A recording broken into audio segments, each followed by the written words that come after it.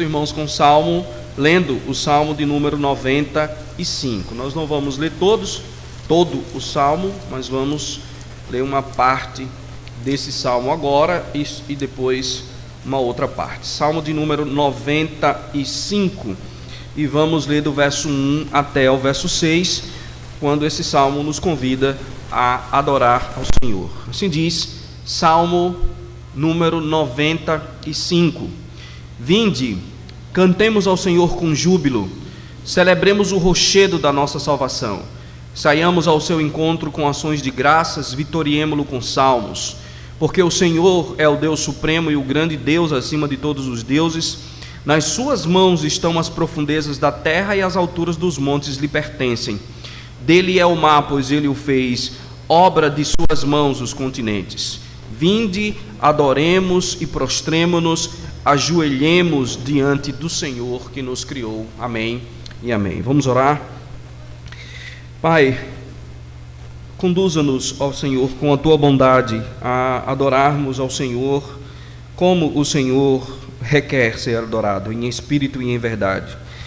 Ajude-nos também a que a nossa mente esteja concentrada na adoração ao Senhor, na glória que só o Senhor pertence, e que os nossos espíritos, as nossas almas sejam elevadas ao Senhor, de forma que sejamos abençoados nessa manhã com os cânticos, com as orações e também, principalmente, com a exposição da Tua Palavra e a ministração dos sacramentos.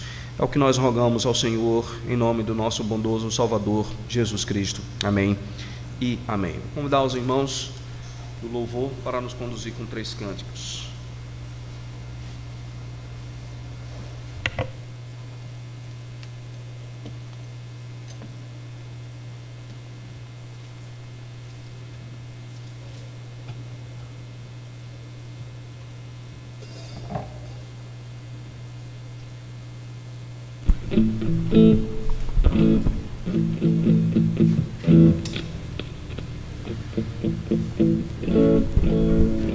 Este é o dia que o Senhor fez, regozijemo-nos e alegremos nele.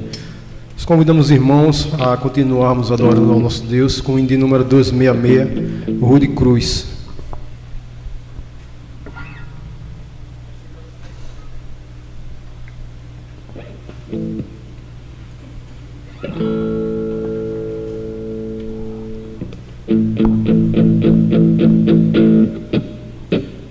De cruz se erigiu, dela o dia fugiu, como emblema de vergonha e dor.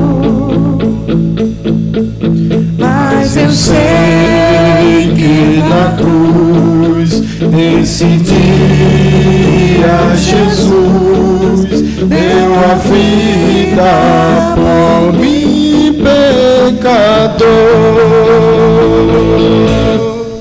Se eu amo a mensagem da cruz, seu triunfo, meu gozo será. Pois um dia no lugar de uma cruz, a coroa de Jesus,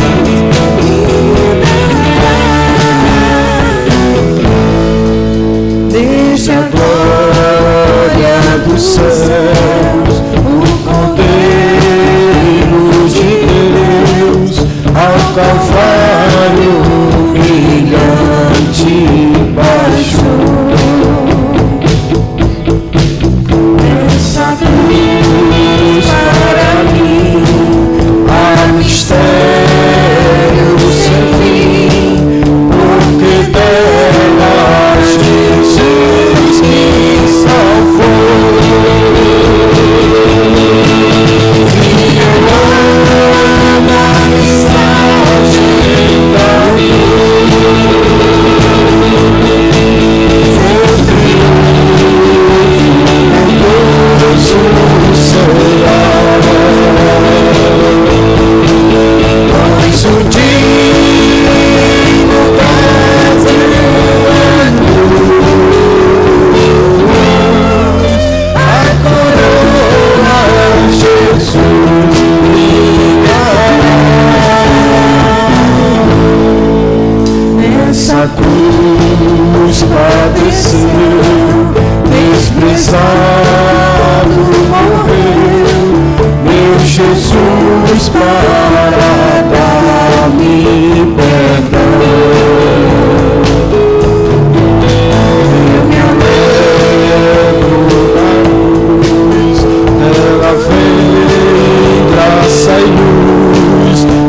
para minha santificação.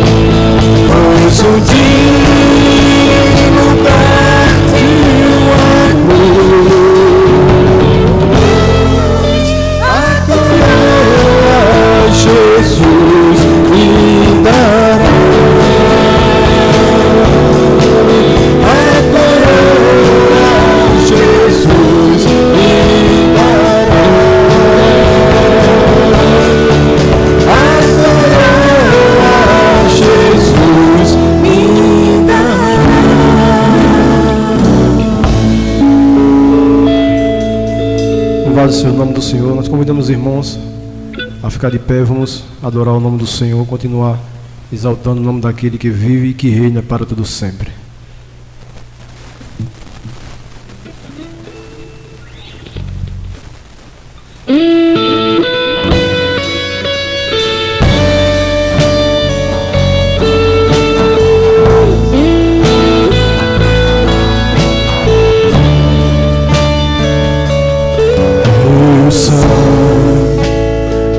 Leva-me além a todas as alturas, onde ouço a tua voz, fala de tua justiça pela minha vida.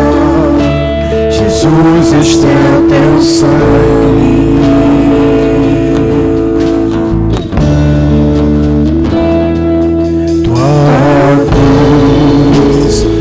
Mostra a tua graça, fala do amor do Pai, que prepara para nós um caminho para Ele, onde posso me achegar somente pelo sangue.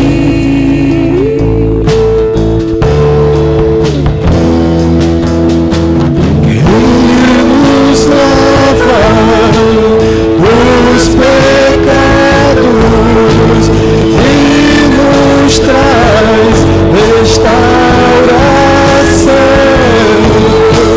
Nada além do sangue, nada além do sangue de Jesus.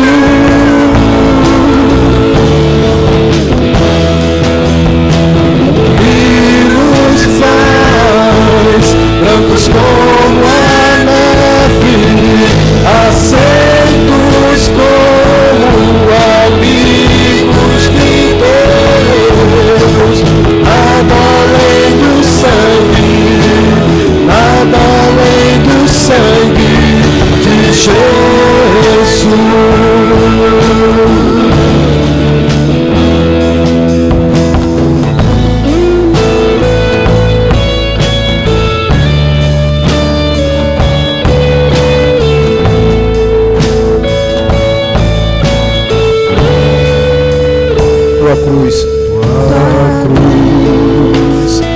Mostra a tua graça, fala do amor do Pai, e prepara para nós um caminho para Ele, onde posso me achegar somente pelo sangue.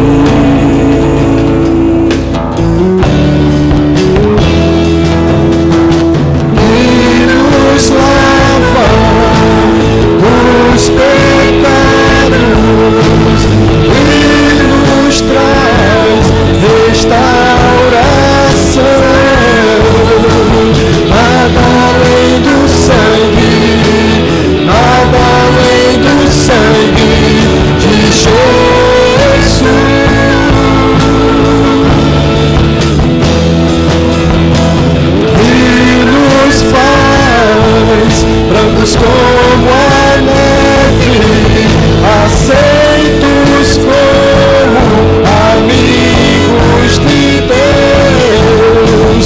Nada além do sangue, nada além do sangue de Jesus.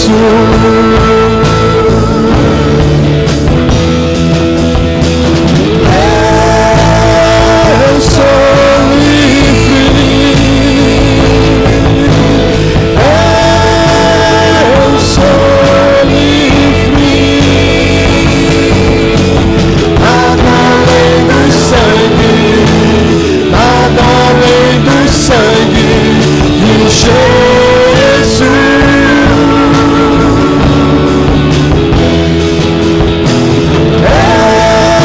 Eu sou livre, eu sou livre. Nada além do sangue, nada além do sangue de Jesus.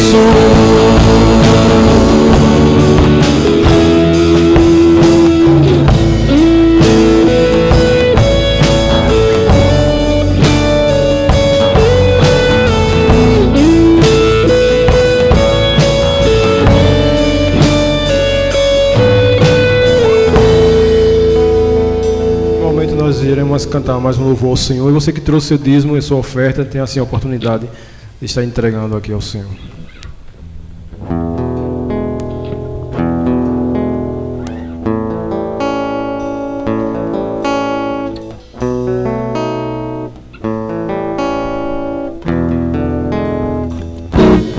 Oh, quão bom e agradável ter amigos e irmãos, comunhão, vinho e pão. Como o orvalho desce da montanha sobre a relva, nosso chão, comunhão, vinho e pão. Encontrar em Cristo bom tesouro, meus amigos e irmãos, todos juntos em adoração. Alegria enche toda a casa, aleluia, glória a Deus, comunhão, vinho e pão.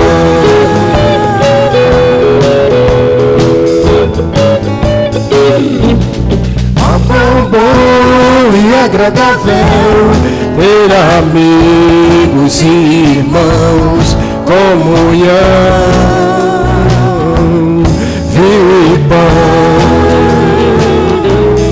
Como o orvalho desce da montanha sobre a relva, nosso chão, comunhão, vinho e pão. Encontrar em Cristo bom tesouro, meus amigos e irmãos, todos juntos em adoração. Alegria enche toda a casa, aleluia, glória a Deus, comunhão, vinho e pão. Encontrar em Cristo bom tesouro, meus amigos e irmãos, todos juntos em adoração. Alegria enche toda a casa, aleluia, glória a Deus, comunhão, vinho e pão.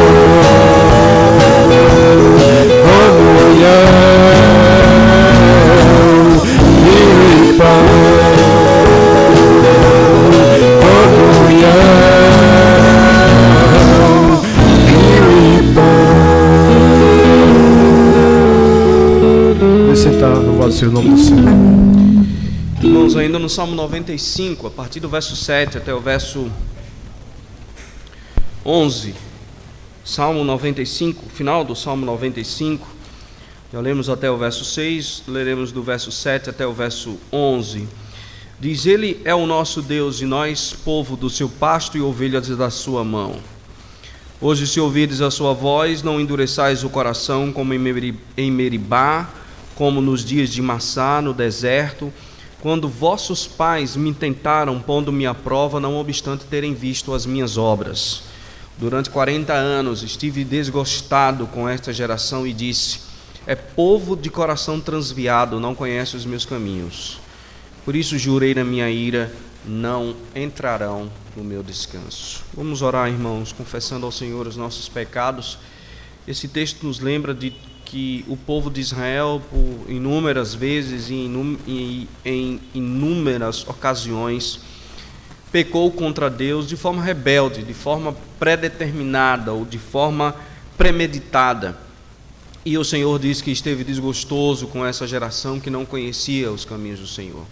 Então vamos orar ao Senhor, reconhecendo os nossos pecados, os nossos erros, que certamente não são poucos. Oremos.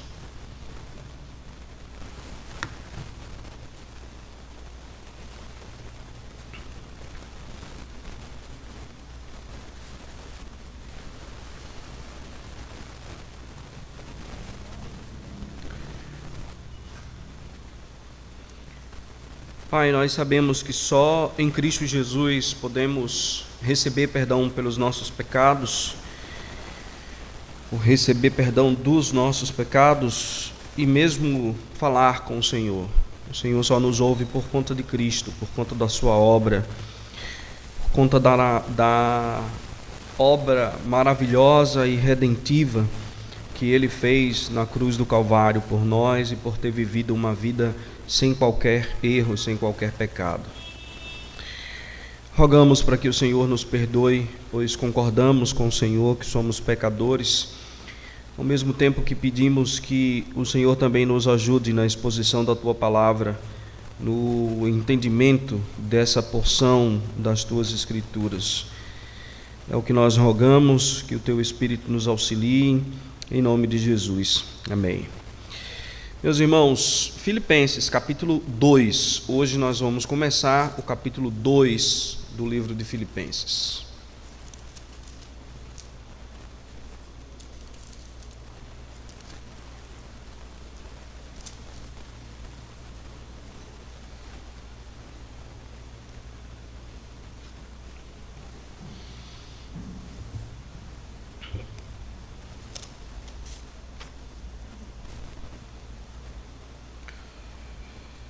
Epístola de Paulo aos Filipenses, é o texto que nós estamos seguindo, do verso 1 até ao verso 4. De fato, eu lerei com os irmãos até o versículo 11 em algum momento, mas nós vamos nos concentrar nos versos 1 a 4. Diz assim: se há, pois, alguma exortação em Cristo, alguma consolação de amor, alguma comunhão do Espírito, se há entranhados afetos e misericórdias, completai a minha alegria de modo que penseis a mesma coisa, tenhais o mesmo amor, sejais unidos de alma, tendo o mesmo sentimento. Nada façais por partidarismo ou vanglória, mas por humildade, considerando cada um os outros superiores a si mesmo. Não tenha cada um em vista o que é propriamente seu, senão também cada qual o que é dos outros. Até aqui a palavra do Senhor. Amém.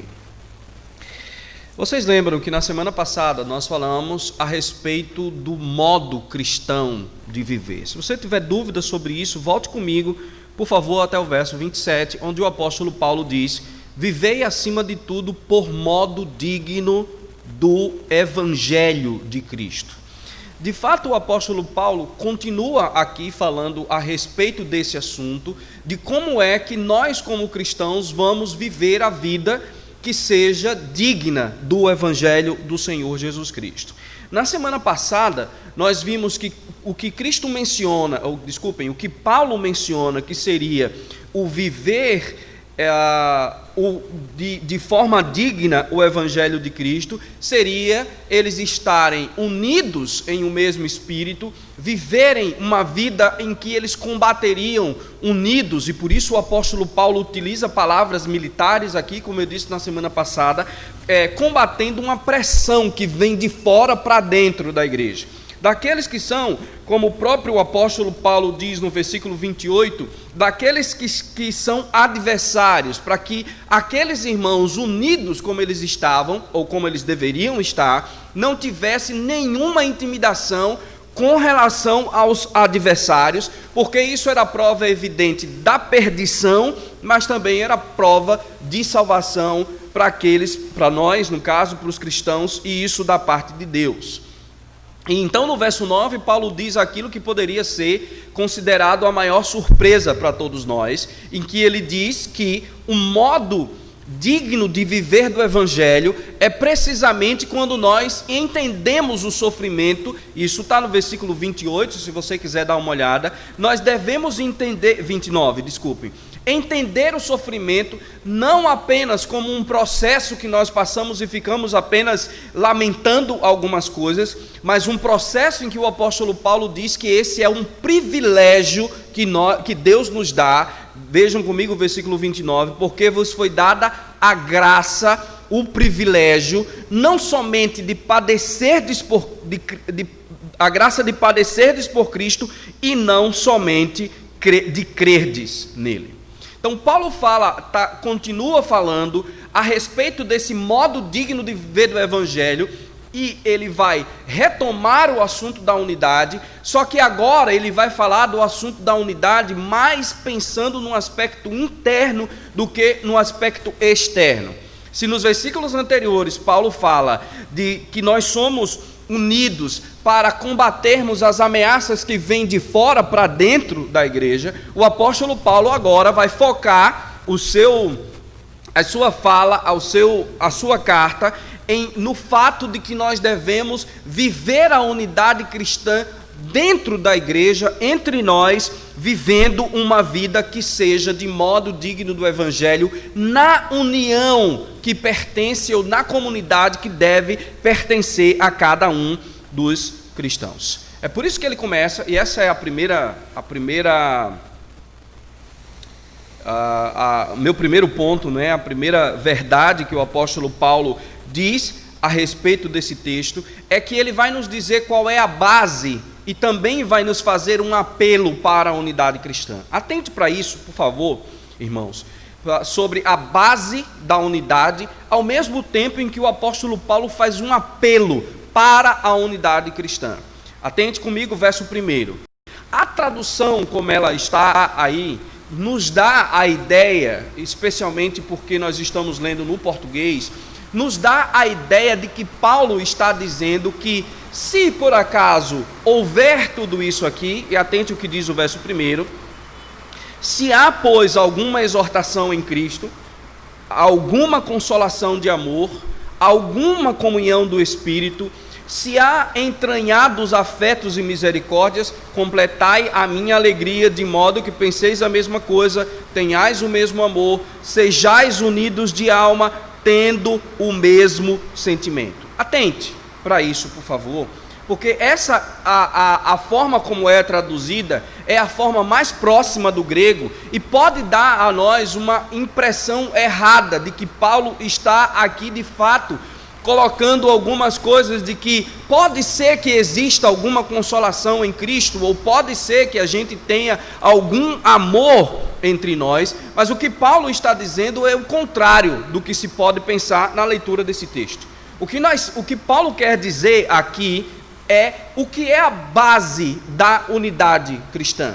A tradução para o português, e algumas versões já fazem isso, seria como Paulo dizendo assim: já que há, ou tão certo como há, uma consolação em Cristo, olha o texto comigo, tão certo como há, ou visto que há, ou já que há alguma exortação em Cristo, alguma consolação de amor, alguma comunhão do Espírito, se há entranhados afetos e misericórdias, completem a minha alegria sendo unidos. Olhem aqui para mim, por favor. O que Paulo está dizendo aqui, irmãos, é aquilo que constitui a base da nossa unidade. Ao mesmo tempo em que ele vai apelar para essa unidade, ao mesmo tempo em que Paulo apela àqueles irmãos dizendo, completai a minha alegria, sendo unidos, vivendo em unidade, o apóstolo Paulo nos diz, antes de tudo, qual é a base da nossa unidade. A base da nossa unidade, e você deve estar atento a isso, a base da nossa unidade, a base da unidade que há no corpo de Cristo, não é uma base em que nós, eu insisto nisso, em que nós marcamos um churrasco e pensamos, temos comunhão uns com os outros, porque toda a igreja foi para um churrasco. Não é disso que Paulo está falando. Nem Paulo está dizendo que nós temos que abandonar para termos unidade com outras igrejas, ou termos unidade entre os cristãos, nós deveríamos abandonar as doutrinas a fim de que todas as igrejas pudessem ter unidade. Não! O apóstolo Paulo está dizendo que a base doutrinária é importante para que haja unidade. Enquanto não há um conhecimento da obra de Cristo, enquanto não há um conhecimento da obra de Deus o Pai e também a obra de Deus o Espírito Santo, não há como nós construirmos, não construirmos, a unidade já existe. Eu vou ler com vocês de novo Efésios 4, de 1 a 6. Paulo diz que não há como haver unidade na igreja enquanto nós não entendermos questões básicas. E quais são essas questões básicas? Olhe comigo no texto. Ele diz, se há já que há alguma exortação, algumas outras versões traduzem isso, por exemplo, como já que você está em Cristo, isso é uma motivação para vocês andarem em unidade. Ou, já que há alguma exortação de amor, ou alguma consolação em Cristo, ou alguma exortação em Cristo. Essa é a primeira coisa. Atentem, por favor, irmãos. Atentem para a palavra de Deus, por favor. O que Paulo está dizendo é que, antes de tudo, a unidade na igreja existe. Por quê? Porque todos nós fomos transformados no corpo de Cristo. Nós somos unidos pelo fato de que estamos unidos à cabeça da igreja. O Senhor e cabeça da igreja é o nosso Senhor Jesus Cristo. Não tem a ver, repito, com questões de estilo disso ou daquilo, mas tem a ver com questões doutrinárias profundas, sólidas, importantes e que nós devemos levar em consideração. Sim, porque a unidade, irmãos, não é coisa fácil de se manter. Por isso o apóstolo Paulo diz que nós temos que nos esforçar por manter a unidade. E a primeira coisa que ele diz que nós devemos lembrar para manter essa unidade é o fato de que nós estamos ligados ao mesmo cabeça, Cristo Jesus, o nosso Senhor, e já que estamos ligados nele, ele diz, façam o esforço para manter a unidade do corpo de Cristo. Atentem, continuem comigo. O apóstolo Paulo diz ainda que se há alguma exortação de amor. Aqui os comentaristas vão se dividir um pouco, se aqui Paulo está falando de amor uns para com os outros, ou se ele está falando de amor de Deus o Pai por nós. Se vocês olharem o versículo seguinte, o versículo 2, vocês vão ver que Paulo diz de novo, tenhais o mesmo amor. Ora, se nós estamos falando aqui, que é como eu creio, que Paulo está dizendo que nós não devemos apenas pensar no fato de que nós estamos em Cristo, mas que nós somos consolados também no meio das dificuldades que atravessamos, pelo fato de que Deus nos ama, e Judas também vai dizer isso, se vocês lembram. Paulo está aqui dando ênfase à obra da Trindade no coração de cada um dos cristãos. O amor de Deus, o Pai, a redenção de Cristo Jesus, e olha em seguida comigo o que ele diz, se há alguma comunhão do espírito. Ora, Paulo está mencionando aqui, atente por favor, que não há unidade cristã sem doutrina cristã. Não há unidade cristã se você não compreende as doutrinas cristãs, principalmente as doutrinas que são essenciais ao Evangelho. Paulo está dizendo que se você não entende que há uma obra de Deus sendo executada em você, uma obra que vem de Deus o Pai, de Deus o Filho e de Deus o Espírito, que nos coloca em comunhão e que nos batiza no mesmo Espírito, não há possibilidade de termos então unidade. Por isso, irmãos, atentem, por favor. Por isso é necessário que os nossos filhos, que nós próprios em primeiro lugar, entendamos as doutrinas básicas e essenciais da fé cristã.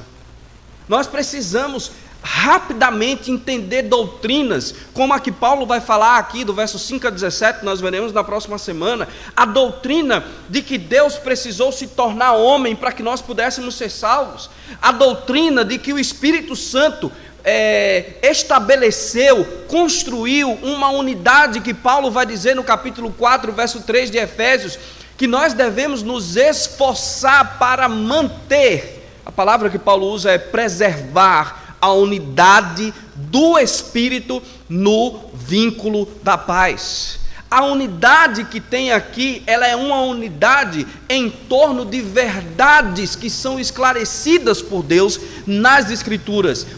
O trabalho de Deus em nos eleger, a obra de Cristo em realizar a redenção, a obra do Espírito em aplicar a redenção ao nosso coração e a obra de Cristo, a obra do Espírito, de nos manter em comunhão. É dessa forma que Paulo diz, quando nós pensamos em todas essas coisas, quando nós pensamos, como se ele estivesse dizendo, se tudo isso é verdade, e é verdade, então Paulo diz, completem a minha alegria. E qual é a alegria do apóstolo Paulo? Eu vou falar um pouquinho mais à frente, mas ele diz, qual é a alegria dele? Completem a minha alegria, verso 2. Completem a minha alegria, de modo que penseis a mesma coisa, tenhais o mesmo amor, sejais unidos de alma, tendo o mesmo sentimento. Entendam aqui, irmãos, por favor, entendam aqui. Paulo não está dizendo assim, olha gente, vocês precisam entrar em um acordo. Vocês precisam discutir algumas questões que estão acontecendo na igreja. E depois que vocês discutirem isso, o que é que vocês devem fazer? Vocês devem chegar a um equilíbrio, em que cada um deixa de lado algumas coisas para chegar a um equilíbrio, para não haver confusão. Não é isso que Paulo está dizendo. Paulo está dizendo que essa unidade, ela é fundamentada, ela é baseada na doutrina daquilo que Deus fez por nós. Não é uma questão de nos sentarmos e chegarmos a um acordo. Não é uma questão que nós estamos produzindo isso. É uma questão de que nós vamos encontrar a unidade nas Sagradas Escrituras e nas verdades de Deus. Não é como nós nos sentarmos e dizermos assim, eu estou disposto a deixar de lado certas coisas para ficar bem com você. E a outra pessoa dizer, sim, eu também estou disposto a deixar certas coisas de lado para ficar bem com você. Então nós vamos chegar aqui a um acordo e vamos ter essa unidade. Não. O apóstolo Paulo está dizendo, a única forma de chegar à unidade é vocês entenderem quem vocês eram. Vocês eram pecadores, condenados ao inferno. Vocês eram pessoas que estavam afastadas de Deus, vocês eram gentios, vocês eram pessoas que estavam chafurdadas no pecado. E Deus, mesmo sabendo disso, elegeu vocês antes da fundação do mundo. Além disso, mesmo vocês estando chafurdados no pecado, Cristo se tornou homem e morreu na cruz do Calvário por vocês. Não para que vocês tenham as suas próprias opiniões. Vocês não foram resgatados por Cristo para chegarem na igreja e falarem acerca das suas próprias opiniões. As opiniões que devem prevalecer no reino de Deus não são as opiniões de A, de B, de C. As opiniões que devem prevalecer são as opiniões que o Senhor colocou nas suas escrituras e nada mais. Um amigo meu diz com certa ironia, mas também sendo cômico ao mesmo tempo, ele diz, bem que a gente poderia traduzir o texto de que onde estiverem 2 ou 3 reunidos no meu nome, aí teremos 3, 4, 5 ou 6 opiniões para se decidir alguma coisa. Mas não é assim que funciona. O que funciona é que quando nós temos algum problema, quando nós temos alguma dificuldade que precisa ser resolvida, nós deixamos de lado aquilo que nós pensamos e vamos àquilo que as Escrituras nos dizem e a obra que Deus fez na nossa vida. Cristo, Deus o Filho, Deus o Pai e Deus o Espírito Santo. E é por isso que Paulo diz, deveria haver, ou melhor dizendo, há entre vocês entranhados afetos e misericórdias. Nós utilizamos hoje a expressão, quando nós queremos mostrar sentimento, nós dizemos, eu estou dizendo isso do fundo do meu coração, ou eu estou dizendo isso de coração. Lá nas Escrituras, para os orientais, não tinha a ver com coração. O que eles diziam era, ele dizia, eu estou dizendo isso a partir dos meus intestinos, que é o que Paulo diz aqui com entranhas. Entranhados, verso 1, entranhados afetos, não sentimentalismo, mas afetos e misericórdia, em que eu trato os outros, não como os outros merecem, mas trato os outros de acordo com aquilo que as Escrituras nos dizem que nós devemos tratar. Então Paulo diz, você experimentou o novo nascimento? Você foi encontrado por Cristo. Você é uma nova criatura em Cristo. Você sabe que a pessoa com quem você pode ter alguma diferença, porque somos pecadores, fazem parte do mesmo corpo de Cristo. Então não crie divisão, criem pontes para acabar com as divisões. Depois disso, Paulo vai dizer, olhe comigo, por favor. Versículo 2. Paulo dá a ordem para a unidade. De fato, aqui, tecnicamente falando, olhando verbos no grego, a ordem que Paulo dá aqui é: completem a minha alegria. E aqui vai uma coisa bem pessoal. Está gravando ali, mas eu quero dizer uma coisa bem pessoal com vocês. Eu acredito que Paulo liga aqui o bem-estar dele como pastor àquilo que acontece na igreja. Paulo diz aqui, se vocês querem me ver felizes, se vocês querem me ver alegre, se vocês têm alguma consideração por mim, o que é que vocês devem fazer? Verso 2, completem a minha alegria. Como? Paulo disse, eu já estou alegre. Essa carta é a carta da alegria triunfante, como diz o reverendo Hernandes Dias Lopes. Mas Paulo diz, completem a minha alegria. Fazendo o quê? Verso 2, completem ou completai a minha alegria de modo que penseis a mesma coisa. Eu vou falar sobre isso na próxima semana, certo? Na próxima semana nós vamos mostrar isso mais adequadamente, mas o que Paulo está dizendo é: o que enche o coração dele de alegria é a igreja viver uma unidade cuja base e esperança e a fonte dessa unidade não vem de objetivos em comuns, a não ser os objetivos em comuns que nós temos nas Sagradas Escrituras. E Paulo vai dizer, você vai ver lá comigo no final, tendem entre vós o mesmo sentimento. Lá no versículo 10, Paulo, aliás, verso 2 que nós estamos lendo, Paulo vai falar sobre isso. Então Paulo diz, de que modo? Tendo a mesma atitude mental. Ora, onde nós vamos encontrar uma atitude mental? A mesma atitude mental. Discutindo opiniões? Não, nós vamos encontrá-la discutindo o que as Sagradas Escrituras dizem.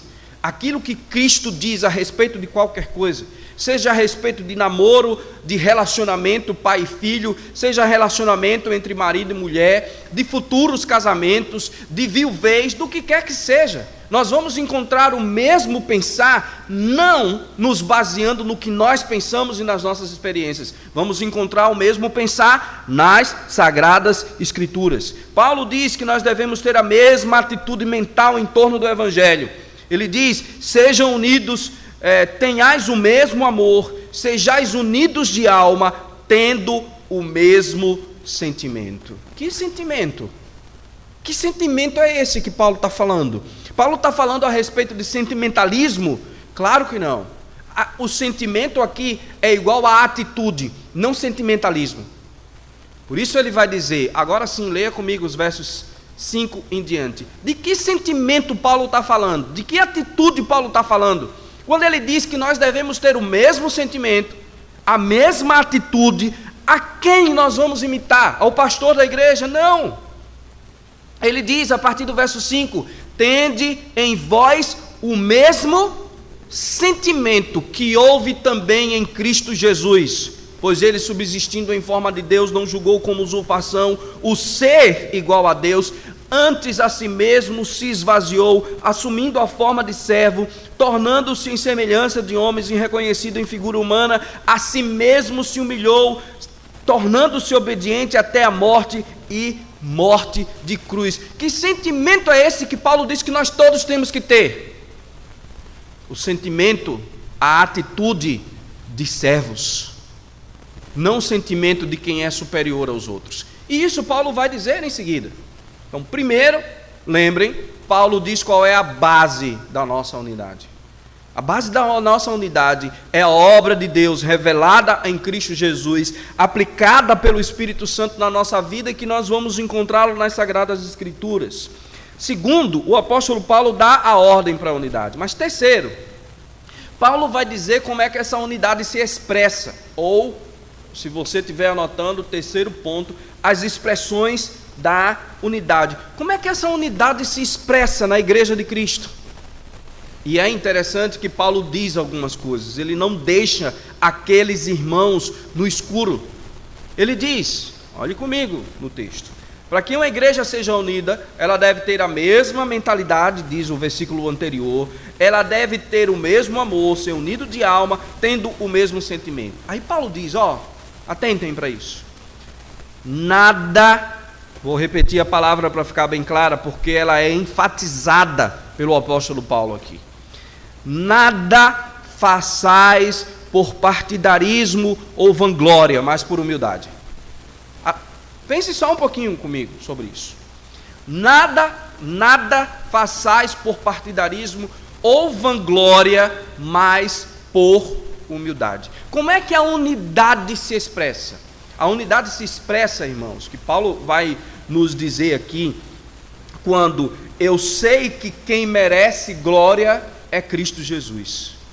E ele diz que eu não devo fazer nada porque alguém me fez algum favor antes, ou porque eu tenho um grupinho de pessoas que podem me auxiliar e pensam da mesma forma que eu penso. Como é o nome disso? Está aí no texto de vocês. Como é o nome disso? Partidarismo. O que é o partidarismo? O partidarismo é quando pessoas se juntam no mesmo grupo, com o mesmo objetivo, e faz oposição a outro grupo que também tem o mesmo objetivo, ou tem um objetivo diferente, desculpem. É por isso que Paulo vai dizer em 1 Coríntios, capítulo 1, capítulo 2 e capítulo 3, ele diz, vocês são crianças, ele diz aos coríntios, vocês são pessoas que deveriam estar comendo carne, porque já deveriam ser adultos na fé, mas vocês ainda estão tomando leite. Por que vocês estão tomando leite ainda? Porque vocês são imaturos. Vocês estão dividindo a igreja em partidos. Vocês estão dividindo a igreja em grupos. Um dizendo, eu sou de Paulo. O outro diz, eu sou de Apolo. O outro diz, eu sou de Cefas. E um outro grupo diz, eu sou de Cristo. A igreja estava dividida porque as pessoas estavam fazendo as coisas por partidarismo, por um grupo de pessoas com o mesmo interesse, que combate um outro grupo de pessoas ou que briga com outro grupo de pessoas. Grupinhos é uma característica de quem não tem Cristo. Defender ideais que as Escrituras não defendem, defender ideais de um grupo contra as Escrituras, contra aquilo que as Escrituras dizem, é sinal de que possivelmente esse grupo de gente não é crente, porque não se reúne em torno da palavra de Deus, mas se reúne em torno dos seus próprios interesses, ou do interesse de um grupo de pessoas, porque eu fui ajudado em algum tempo. A igreja, irmãos, não é como política partidária, e Paulo coloca esse partidarismo aqui. Não é um grupo de pessoas que votam uma na outra simplesmente porque foram beneficiadas ou porque são cegos. Essa semana encontrei um político que ficou caçando uma forma de encontrar apoio. Fulano de tal, A ou B, vai lá. O que é que ele quer? Ele quer seu apoio. Não tem apoio. Não tem apoio da minha parte. Ninguém tem apoio da minha parte. Tem voto meu. E diga a essa pessoa que se ela quiser falar comigo, preferencialmente vá na minha casa. Na igreja não. Preferencialmente vá na minha casa me pedir o voto. Daí para fora, desses portões aí para fora, qualquer pessoa pode esperar vocês na calçada aí, dividir e entregar a vocês santinhos. Daqui para dentro, ninguém vai se utilizar disso, absolutamente. Vocês já conhecem isso. Eu estou só repetindo uma coisa que eu repito há 14 anos quando chega essa época, porque eu estou escaldado. E Paulo diz, irmãos, essa história de partidarismo mostra que a igreja não compreendeu, uma igreja que vive de partidarismo, e parece que estava acontecendo em Filipenses, não entendeu o que é o evangelho. Mas olhe, é só partidarismo? Olhe comigo o texto. Paulo diz que é por partidarismo.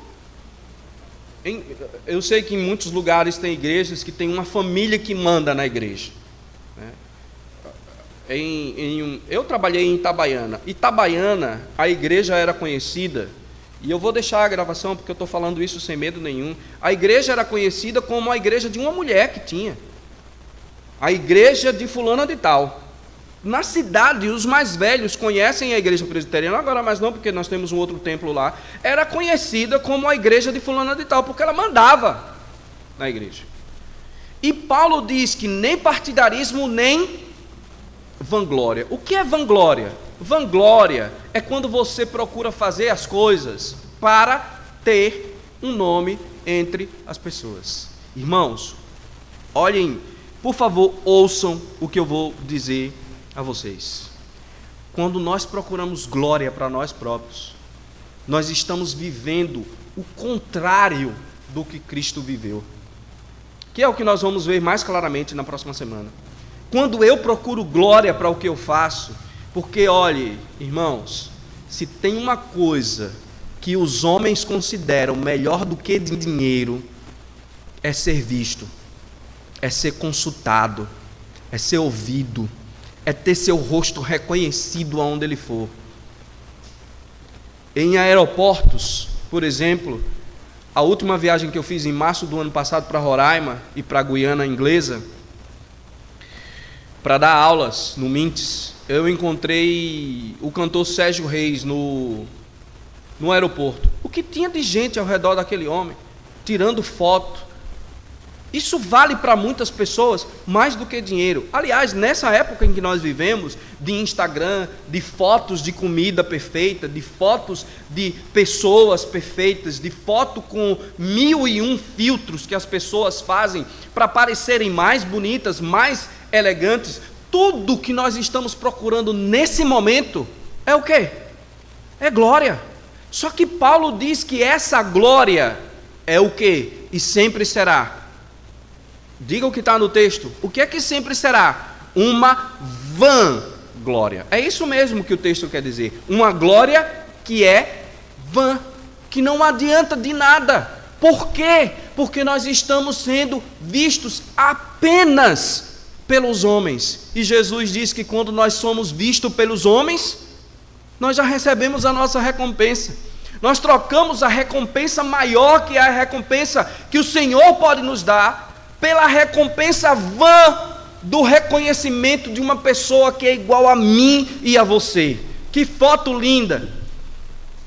Eu chegar em algum lugar e alguém me reconhecer. O senhor não é o pastor José Aristides? Uma vez eu estava numa livraria em Recife. Um senhor de idade me abordou, falou: o senhor é o pastor Aristides? Falei: sou. Como é que o senhor sabe? O senhor não é o decano do Mintes para a língua portuguesa? Eu falei: sou. Como é que o senhor sabe? Depois eu fui pensar: meu Deus, como a gente é bobo. Fiquei alegre naquela hora. Fui reconhecido por uma pessoa em Recife. Tá, e alguém me reconheceu. Uma pessoa que eu nunca vi na minha vida. Me deu a curtida. Eu botei uma foto lá, as pessoas curtiram. Foi visualizada. Nós somos desejosos desse tipo de coisa, de quem vai nos ver, de quem vai nos curtir. Tudo isso, Paulo diz, irmãos, é uma glória vã. Vã. Por que glória vã? Porque nós temos que ter o mesmo sentimento que houve também em Cristo Jesus. Ele veio a esse mundo e o que ele fez foi se humilhar, se tornar servo. É por isso que Paulo vai dizer: nada façais por partidarismo ou vanglória, mas por humildade. Esse é o ponto. Esse é o ponto. Fazermos as coisas por humildade. Vá comigo a Romanos capítulo 12. Deixa aí de alguma forma marcada a Filipenses. Volte só um pouquinho. Vai encontrar Romanos antes de 1 Coríntios. Capítulo 12.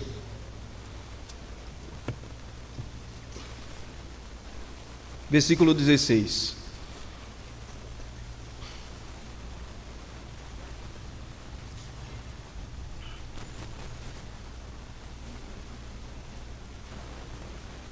O que é que diz? Leia comigo, devagarinho, para você perceber que a imagem, as palavras são as mesmas e a imagem é a mesma. Tende o mesmo sentimento uns para com os outros. Em lugar de serdes orgulhosos, condescendei com o que é humilde. Não sejais sábio aos vossos próprios olhos. Olhem aqui para mim. Toda e qualquer pessoa que causa confusão à igreja, quebra a unidade da igreja, em geral, ela tem um problema muito sério, que é o problema da atitude e do sentimento oposto ao de Cristo, que é o sentimento de orgulho. O orgulho é oposto àquilo que Cristo fez, e Cristo, o texto diz, viveu de que forma? Tende em vós o mesmo sentimento que houve também em Cristo Jesus. Cristo Jesus se tornou servo para que não apenas nós imitássemos Ele, mas entendermos também que Cristo é a fonte pela qual nós vivemos na igreja uma vida de unidade. Então Paulo conclui dizendo, vejam aí, considerando uns aos outros, ou considerando cada um os outros superiores a si mesmo. E aí Paulo diz a mesma coisa basicamente do que diz anteriormente. Não tenha cada um em vista o que é propriamente seu, senão cada qual o que é dos outros. Considerar os outros superiores a si mesmo é você deixar de lado o seu prestígio pessoal. E você considera as pessoas como iguais, ou melhor dizendo, não como iguais. Você considera as pessoas como sendo superior a você. Repito, irmãos, poder chegar no lugar e encontrar um bom lugar para sentar, ou alguém nos chamar para alguém que é considerado importante, eu tenho lutado, isso é uma luta minha constante, e deve ser uma luta constante de cada crente. Deus nos chamou para ser servos, não para sermos importantes, não para aparecermos, não para termos glória nenhuma, porque nós não somos capazes de lidar com a glória. Toda a glória tem que ser destinada a uma única pessoa, que é o próprio Deus, Pai, Filho e Espírito Santo.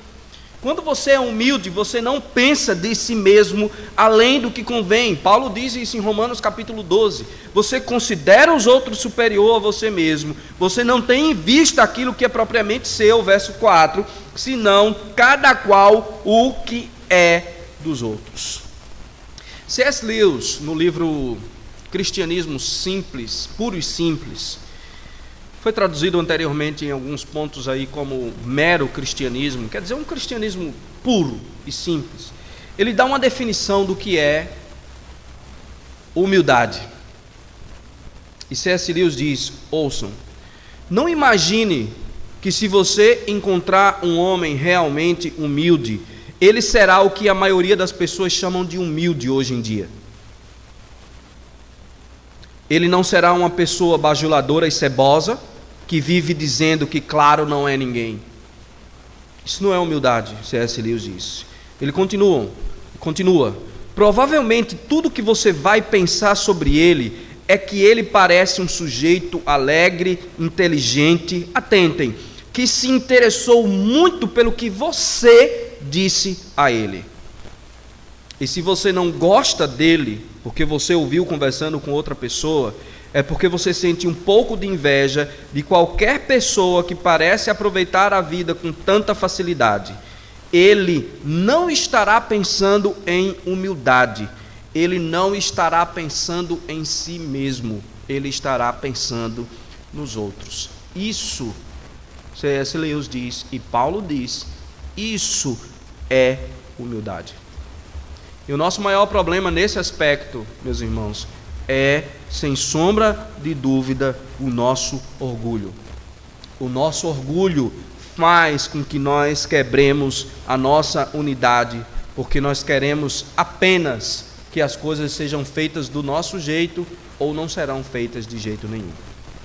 Isso é orgulho, isso é falta de humildade. Por fim, e aqui algumas aplicações rápidas para nós concluirmos e passarmos a ceia. Eu quero que você entenda que Cristo não apenas é o nosso exemplo nesse aspecto. Cristo é a nossa fonte, Cristo é a nossa meta, Cristo é o recurso que nós precisamos para viver unidade na igreja, que nós precisamos para ter o mesmo sentimento, a mesma atitude mental, para não fazer nada por partidarismo ou vanglória. Então, cresça em humildade como Cristo. Nós todos precisamos crescer em humildade como Cristo. Como é que nós fazemos isso, pastor? Refletindo sobre a cruz de Cristo. Vou repetir algo que disse na semana, há 15 dias atrás. O símbolo do cristianismo não é uma poltrona reclinável. O símbolo do cristianismo não são bancos acolchoados, nem ar-condicionados ligados. O símbolo do cristianismo é uma cruz. Por isso Jesus disse, quem quiser vir após mim, a si mesmo se negue, tome a sua cruz, tenha o mesmo sentimento que eu tenho e siga-me. Nós precisamos crescer refletindo sobre a cruz de Cristo. Precisamos crescer refletindo sobre a glória de Cristo. Nós não podemos ter glória nenhuma, Cristo deve ter toda a glória. Nós precisamos crescer, irmãos, refletindo na palavra de Deus, refletindo na humilhação de Cristo, que é o que nós veremos no domingo seguinte. Isaías capítulo 66, verso 2, não precisa abrir, apenas ouça. Ele diz, o Senhor diz, o homem para quem olharei, ou a quem favorecerei, é este, o aflito e abatido de espírito e que treme da minha palavra. Cresça em humildade, ou cresçamos em humildade por intermédio da oração. John Piper tem uma frase fantástica, e ele diz que os nossos Face, os nossos Instagrams, os nossos Twitters, os nossos WhatsApps, vai mostrar no dia do juízo que nós não oramos por falta de tempo. Nós não oramos porque não queríamos orar. E nós precisamos crescer por meio da oração. A oração, ou a falta da oração, melhor dizendo, mostra que nós não somos humildes.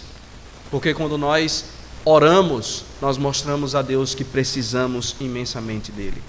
E finalmente, cresça tendo Cristo como meta, modelo e recurso e fonte, servindo uns aos outros como Cristo Jesus nos serviu. Fique em pé, vamos orar ao Senhor.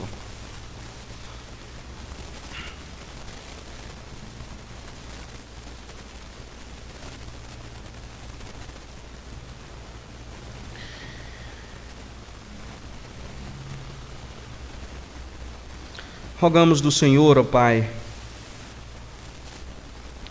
que primeiro o Senhor nos lembre constantemente e estudemos a obra maravilhosa do Senhor Jesus Cristo na cruz do Calvário por nós, a eleição do Senhor antes da fundação do mundo em Cristo também, e a aplicação da obra do Espírito Santo em nós, nos nossos corações. E que essas doutrinas tão importantes, Senhor, a doutrina da eleição, a doutrina da obra do nosso Senhor Jesus Cristo, a vida e a obra dele, e essa salvação que ele nos deu, aplicada ao nosso coração pelo Espírito, tome a nossa mente, ajude-nos a nos aprofundar cada dia e cada vez mais nesse aspecto. Assim, Senhor, nós vamos ver a unidade da igreja de forma mais fácil, porque não queremos ou não quereremos impor a nossa opinião, mas fazer aquilo que o Senhor diz e ter o mesmo sentimento, a mesma atitude mental, o mesmo sentimento que houve também em Cristo Jesus, não fazendo nada por partidarismo ou vanglória ou não considerando aquilo que é dos outros, mas considerar os outros como superiores a nós mesmos. O Senhor sabe que isso é tão difícil para nós. O Senhor sabe que na nossa pecaminosidade e sem refletirmos nessas verdades do Senhor, sem refletirmos que estamos unidos uns aos outros por Cristo, que é o Senhor e cabeça da igreja, pela obra do Teu Espírito Santo em nosso coração, pela Tua palavra proclamada, pregada, nós nunca poderemos manter essa unidade, ou melhor ainda, preservar essa unidade que foi criada pelo fato de que estamos todos em Cristo Jesus. Ajude-nos a meditar e a crescer e nos aprofundar sobre cada uma dessas realidades, Senhor Deus. E que Cristo seja, como dissemos, a nossa meta, o nosso modelo, mas acima de tudo também a nossa fonte e o recurso que nós precisamos para manter essa unidade.